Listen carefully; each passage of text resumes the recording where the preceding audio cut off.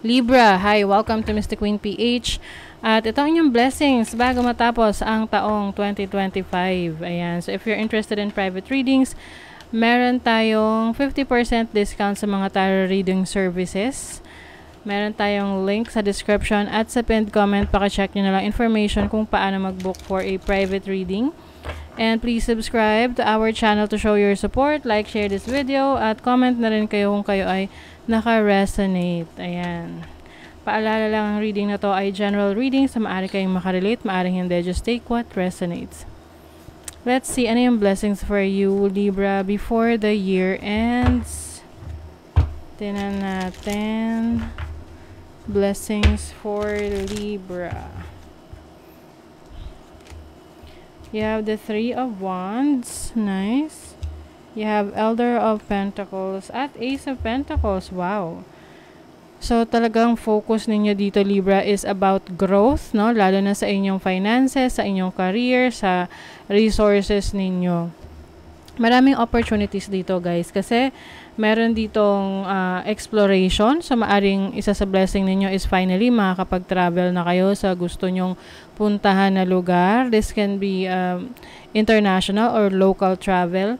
Some of you naman, maaring may promotion, no? Kasi may Elder of Pentacles dito. This is managerial position or leadership role pagdating sa trabaho or sa work ninyo. And also, meron nagsisimula na bagong career path, business, or source of income para sa inyo. Ayan, you have the Six of Pentacles, balance ng inyong finances, no? So, maganda ang pasok ng pera sa inyo. May pumapasok, may lumalabas. So, maganda, balance yan. You have the Two of Wands. A lot of opportunities, no? Pero merong magsasettle ka sa dalawa. Kasi, syempre, ayaw naman natin na ikaw ay ma-stress. So, kailangan lang din, i-manage mo yung oras at panahon mo. Kasi kung marami kang i-handle sabay-sabay, at the same time, no, mahirapan ka. So, sabi nga, good problem rin naman na busy, no? Maraming ginagawa, maraming opportunities. But, kailangan, manage mo ang iyong time, energy. Ayan. You have the Oracle of Wands, the Hanged One. Okay, meron ditong meron kang plano or project na hindi matutuloy, no, bago matapos yung taon kasi may ibang oportunidad na darating sa'yo. So, maaring, pwedeng madidelay lang siya. It doesn't mean na completely hindi na siya mangyayari. Pwedeng, let's say, marireschedule sa susunod na taon, but maaring hindi ito mangyari ngayon. Transformation, there's a big change coming in sa'yo. Kumbaga parang sinishake ka ngayon no? Sinishake talaga. Parang pinapaalis ka sa iyong comfort zone. So, it's time to explore para sa inyo, Libra. Kasi mas maraming blessings dyan sa exploration ninyo. And also, expansion rin. Pwedeng meron kayong idadagdag na kaalaman kasi mga tools to no? So, tools, it represents learning, yung inyong mga abilidad, ganyan. Six of Pentacles. Yes, I think part nung yung expansion na yan yung mas mag-aayos ng finances ninyo. For example, meron kang trabaho, no? Tapos yung trabaho mo na yun, parang somehow nagsustruggle ka pa rin sa income mo, nahihirapan kang i-manage yung finances mo, pero may papasok or may darating na bagong source of income aside from your job, which can be a sideline, side hustle, or a business. And ito yung magbabalanse sa finances mo. Yes, bago matapos ang taon. Lalo na ngayong Burr months, diba?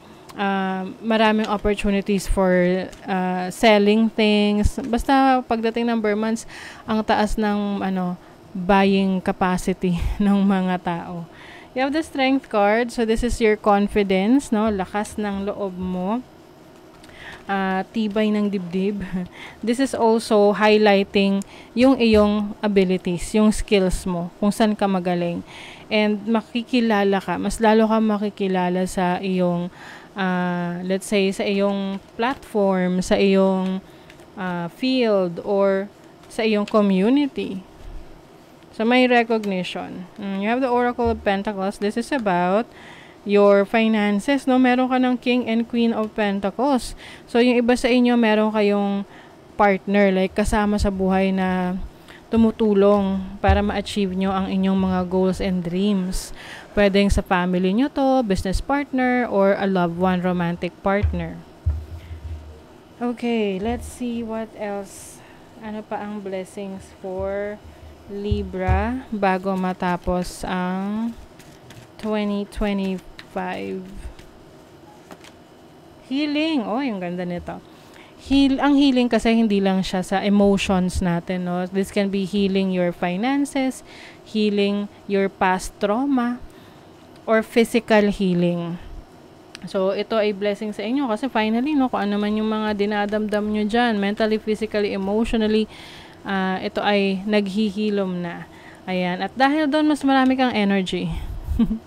Diba, napaka-importante ng kalusugan natin kasi pag maayos yung ating pangangatawan, maganda yung kalusugan natin, marami tayong nagagawa. So, we become flexible, we become productive, maraming energy. Diba? So, yun yung blessing rin sa inyo. And gagamitin nyo yung energy ninyo na yan para mas lalo nyong mapaunlad ang inyong mga sarili. Diba? You will also shine. Maaring yung iba sa inyo, kayo ay, ang career path ninyo ay nasa social media or entertainment or yung public, nasa public life kayo. So, syempre, mas kailangan ng maraming energy dahil you are dealing with a lot of people. Dealing or relationship with an older man, so maaring very important yan. This can be your parents, your family member, or your boss. Things will not always be this way. A change is coming. Yes. So, kung nakaka-experience kayo ng challenging situation ngayon, Libra, bago matapos ang taon, definitely may malaking pagbabago for the better para sa inyo. Karma, you will reap what you have sown. Yes. So, yung karma na yan, syempre, kung ano ang inyong itinanim, yun ang inyong aanihin, ayon nga sa kasabihan. So, ngayon pa lang, no, i-reassess nyo na yung sarili nyo. Ano nga ba yung tinatanim ninyo? Ano nga ba yung ine-effortan nyo? Ano ba yung tinatrabaho ninyo? Kasi yun yung makukuha nyo na resulta, yung iha-harvest nyo before the year ends. Wow, yung iba sa inyo may bagong bahay, new home, new attitude. Yan, pwedeng, paglipat ng bahay, no? May condo kayo or like a sanctuary, a place na kung saan mas feel at peace kayo. Oh my God, crib. Alam niyo yung pagkita ko ng crib, it also means like your sanctuary, your place, no? So definitely iba sa inyo bibili ng bahay or you will have your own space. Birth or conception of a child or an enterprise. So, yung iba sa inyo business, no? May sisimulan kayong negosyo. Some of you ang isa sa blessing kung ito ay goal ninyo, yung pagkakaroon ng baby, no? Pregnancy, yes, that's also a blessing para sa inyo, Libra. Money or property through inheritance, winning or windfall. So, some of you, no, merong inheritance na matatanggap or unexpected na pera na darating sa inyo. Wow. Pay attention to your health. Yes. So, Libra, ito yung kailangan yung bigyan rin ng attention before the year ends na maasikaso nyo yung mga dapat yung maasikaso pagdating sa inyong kalusugan. Kaya nga may healing dito and that's the blessing that you will be healed from any issues that you have in your health. Possibility. Focus your attention on what could go right. When you learn to imagine the best case scenario, you get to enjoy an experience twice. Tama nga naman. Focus mo attention mo doon sa mga bagay na kung ano yung pwedeng magandang mangyari sa'yo. Hindi yung mga ino-overthink mo lang, no? So, that's the possibility. Let's see what else. Yes, napaka-importante ng action. Baby steps are still steps and they're better than standing still. Totoo. So, ayan, kahit maliliit na steps, paglingon mo, malayo na pala yung narating mo. 'Di ba? Ito yung tipong malayo na, pero malayo pa. So, kahit na may mga challenges, you are going to try to you know, take that one step forward para marating mo yung goal mo.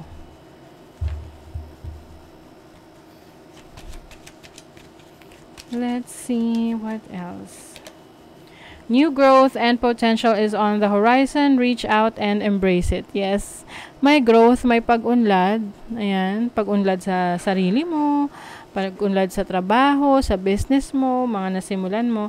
Your dreams and desires are calling you to action. O, diba? Your dreams and desires are calling you to action. Ito yung dreams mo. So, ito yung action na gagawin mo paakyat. The journey begins today, yes. So, kung kailan nyo ito mapanood, ayan, ito na yon.